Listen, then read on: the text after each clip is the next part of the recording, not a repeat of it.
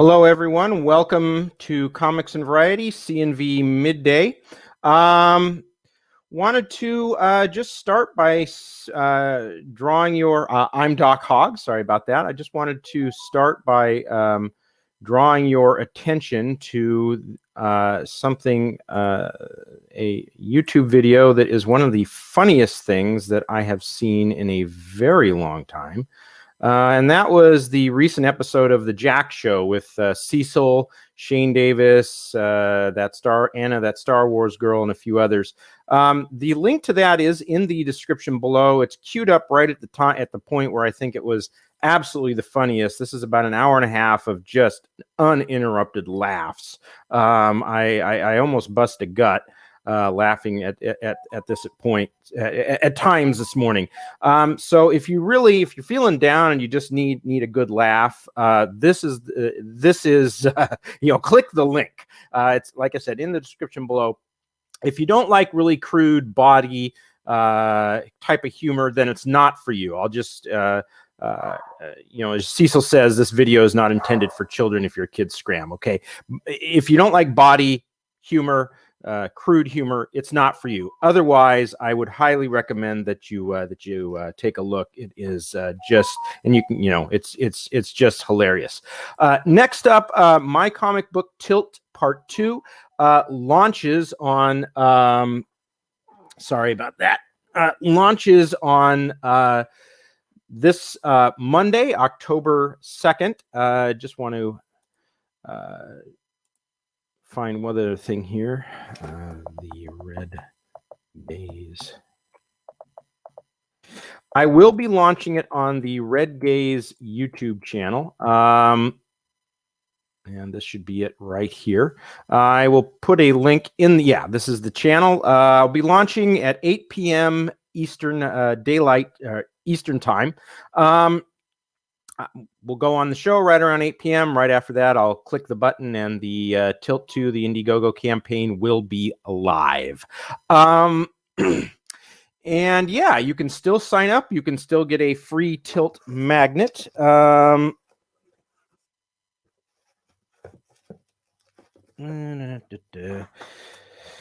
Here it is. Here is a magnet you can put up on your refrigerator or whatever else. If you sign up, you will get that free with your purchase. So go to the sign up page that is also linked in the description below. And alrighty, sounds good. So let's move on to this week's or today's main topic, which is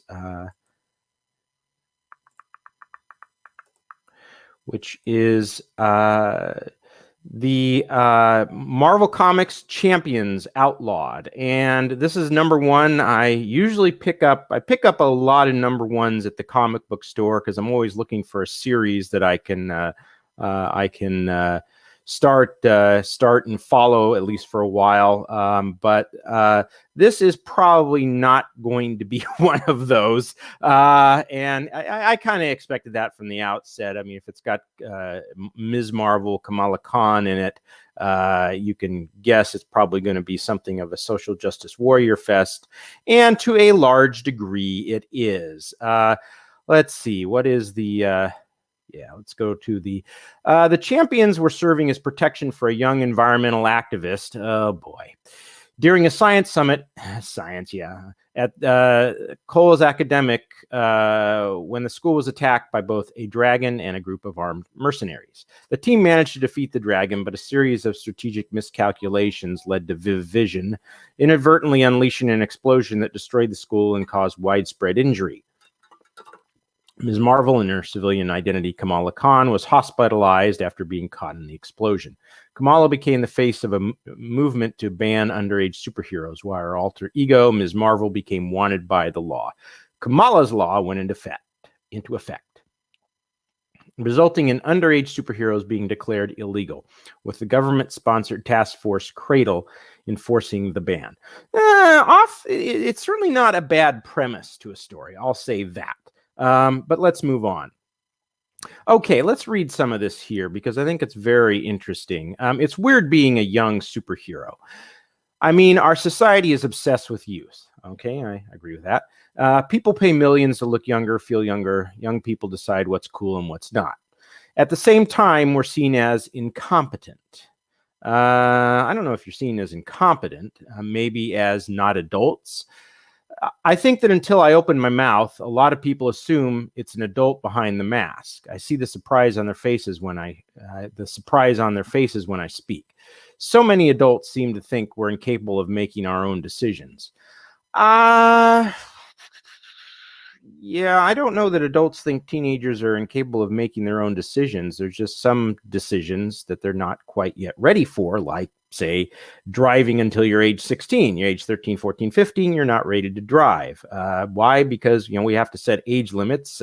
Certain people at certain ages are clearly not ready to drive. Most 9-year-olds would not be ready to drive, don't have the motor skills yet, don't have the sense of responsibility. I'm not even sure you completely have it at 16, but, most states have decided that's where you're going to have it. Okay, fine. Or where they're going to set the age limit. Okay, fine. And so, yeah, you're capable of making your own decisions. I don't think most adults think that, teenagers aren't capable of making their own decisions. They're just some decisions that they're not yet ready to make. But, obviously they get to make more of their own decisions than when they're, say, age 6. I think that is more of a nuanced view of it, and probably one that you would find most adults agreeing with. Maybe I'm wrong on that, but I don't think so. Even though we're the ones who have to live with them. Oh, man, I find that last remark so ironic, coming from probably a comic book writer who is probably on the political left. I mean, yes, you should get to make your own decisions. And I'm going to probably harp on this a lot in the coming weeks and months, because one thing that really bothers me is when people think that they are entitled to make decisions for other people. And I've talked about this on another stream. I think my stream from last Sunday, Comics and Variety Sunday, where I talked about Thomas Sowell's book, The Vision of the Anointed, and this belief among certain elites, particularly intellectuals, who think that they are so much smarter and so much more moral than the rest of us, that they are entitled to make decisions for the rest of us. That always bothers me. I think that a person who gets to make a decision should be the one who pays the cost for making that decision, or pays the biggest cost, whether that's cost is in money or time, or whether it's in disappointment, whatever the cost is. If you are going to pay the cost for a decision, you are morally entitled to make that decision. Plus, it's also the best way to get the best outcome, because people who pay the cost for making the decision, they are, more likely to make a decision that is the right one, that is going to work out. Not always, but far more often than when you hand those decisions off to people who pay no cost for being wrong. That's why I'm a conservative. That's why I believe in limited government, because the bigger government gets, the more you are taking my decisions and handing them off to somebody else who pays little to no cost for being wrong. And that is a stupid and often dangerous way of making decisions. And I think it's immoral as well. Okay, enough of that. That's, I guess, my diatribe for the day. Let's move on to what else is wrong with this comic. All right, so the champions have been outlawed. Underage superheroes are now outlawed. So Kamala Khan dresses up as Ms. Marvel and gives this speech from her cell phone. They say that this law is about our safety. But no one seems to care about our safety when adults are doing harmful things all over the world, hurting our communities, our environment, our future. Why did I just get a vision of Greta? What's her name? Greta? Was it Lundberg? No, it's not Lundberg. I can't remember. Oh boy, Greta Thunberg in my head. You know, this is the kind of conceit of a teenager. They look out at the world. They look at it. They're more likely to look at it through a black and white lens and see everything that's wrong with it and think that, you know, why is it that all the adults out there can't seem to get things fixed, not understanding all the nuances and subtleties of the world, and that sometimes a problem is there in part is there because it's the best set of difficulties that you can hope for.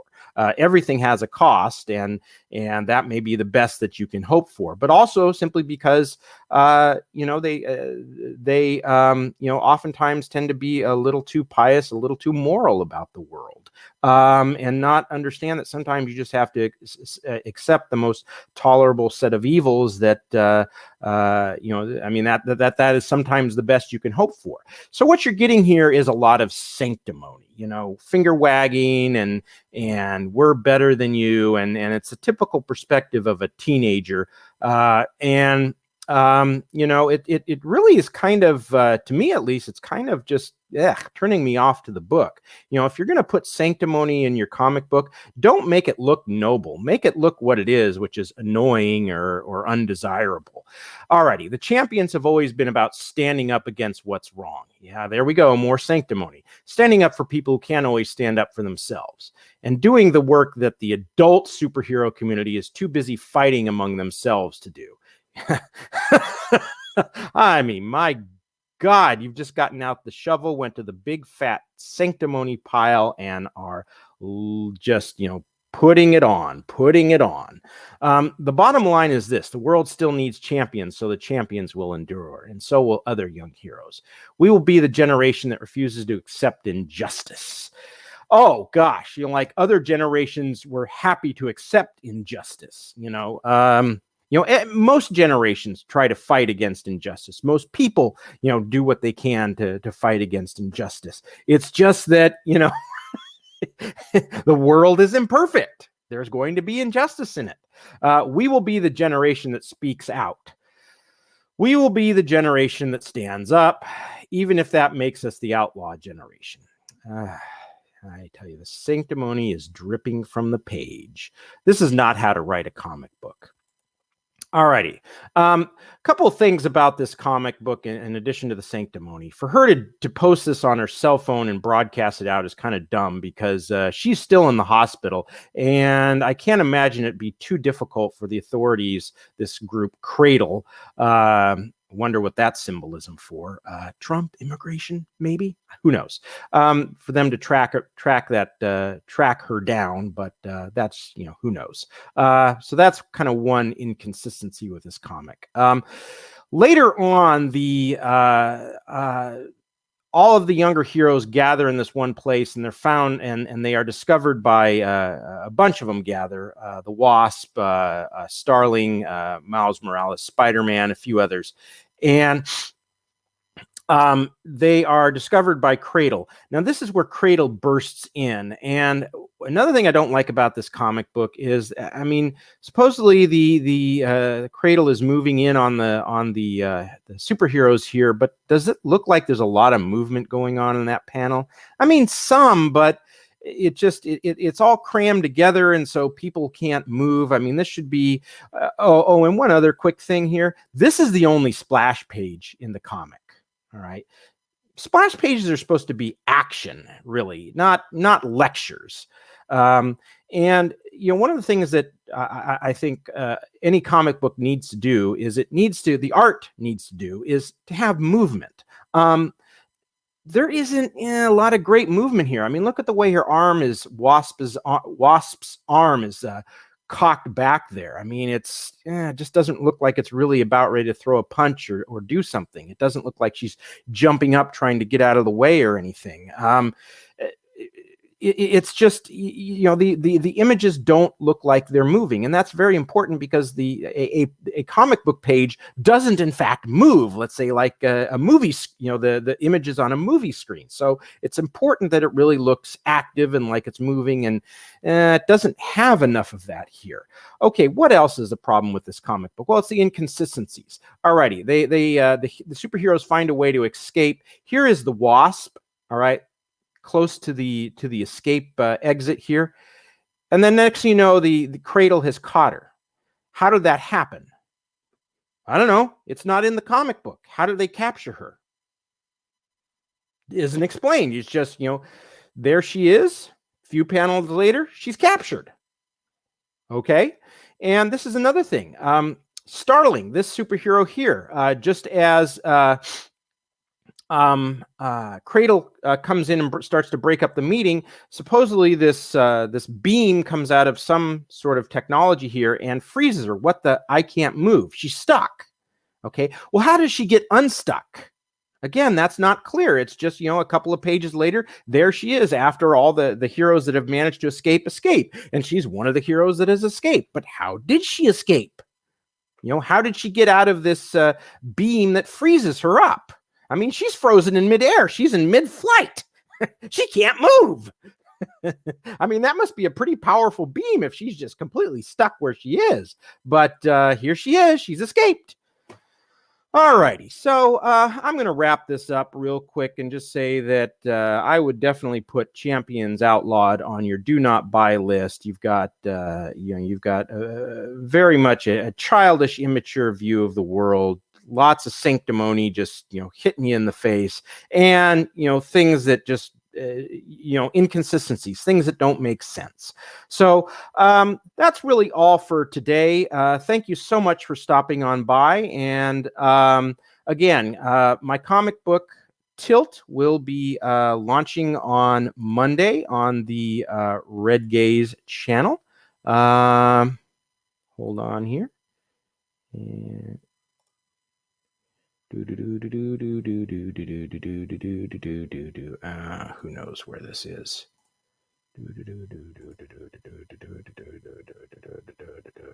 Yeah, here we go.